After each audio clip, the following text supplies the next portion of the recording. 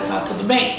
Nesse vídeo a gente vai falar sobre a extinção do Ministério do Esporte e as suas consequências com o professor Leandro Mazei e com o aluno Gabriel.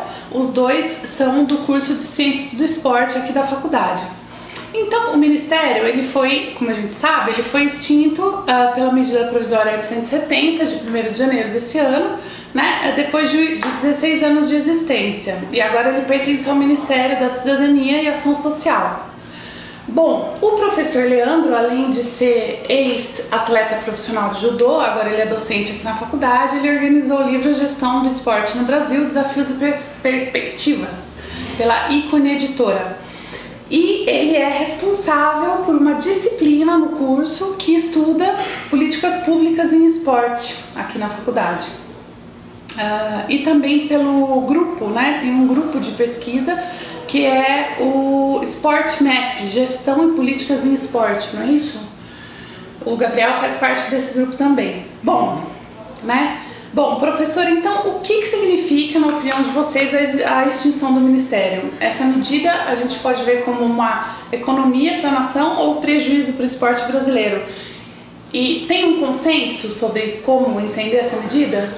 Neste atual momento não existe um consenso entre os pesquisadores dessa temática, muito porque boa parte das ações do Ministério são através das leis, e as leis ainda vão continuar até segunda ordem, e outra porque o orçamento do Ministério do Esporte era um dos mais baixos dentre os outros ministérios, né, se comparar com os outros ministérios. Então, nesse sentido, não há muito consenso. Então, os repasses das principais ações de financiamento ainda vão continuar, né? Alguns programas vão ser prejudicados, então existe uma balança entre positivo e negativo, e pelo começo do atual governo ainda truculento, né, muitas incertezas, ainda não existe um consenso se essa medida será benéfica ou extremamente maléfica para o esporte nacional. Meio atribulado, né? Exatamente. Esse começo. Então, assim, como ficam os repasses, professor? Agora a gente sabe se a porcentagem vai diminuir ou não? O governo federal o Ministério do Esporte tinha um orçamento pequeno, né? Então, para conseguir acesso a esse financiamento, esses recursos eram via projetos ou programas, que provavelmente não vão existir mais, mas a principal fonte de financiamento mesmo era através da Lei PIVA, né, que é uma porcentagem das loterias federais repassadas aí para as organizações esportivas do país, principalmente o COB, né, o Comitê Olímpico e o Comitê Paralímpico. O CBDU também recebe uma parcela, né, a Confederação Brasileira de Esportes Universitários. Certo. E boa parte desses recursos, ou uma pequena parte desses recursos, melhor dizendo, vai para o esporte escolar. Então, isso está garantido por lei. Então, independente da existência do Ministério ou não, isso continua. Se as leis continuarem, isso continua. Exatamente. Né, por exemplo, tem a Lei Bolsa Atleta, que teve alguns cortes já, né, no último ano, de 2018, e a Lei de Incentivo ao Esporte também tem uma validade até 2020. Mas elas continuam até então. Certo. Talvez o Ministério do Esporte ainda existindo faria com que essas leis continuassem garantidas. Com a ausência do Ministério dessa área, talvez perca-se uma força aí de argumento para que elas continuem ou não. Certo. E professor, quais são os principais frutos aí do Ministério do Esporte nesses últimos anos de existência, enfim, nesse período de existência? A gente, como eu falei, né, pode destacar as leis de financiamento, né, repasses de recursos tanto para organizações esportivas ou até diretamente para os atletas, né. A gente fala bastante na disciplina que um recurso chegar diretamente ao beneficiário, que seriam os atletas, é extremamente fantástico, né. Como na minha época de atleta isso não acontecia, por exemplo, né.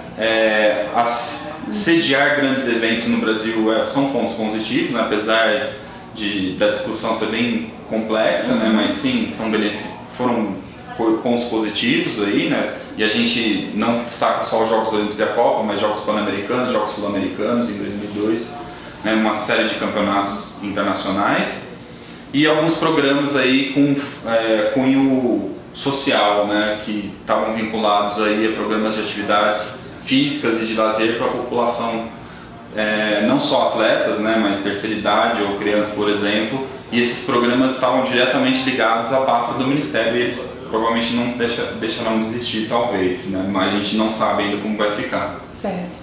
E, Gabriel, como esses tópicos, esse assunto foi tratado na sala de aula? E se você pudesse falar um pouco sobre a sua experiência no curso de Ciências do Esporte, a gente vai te dar um minutinho.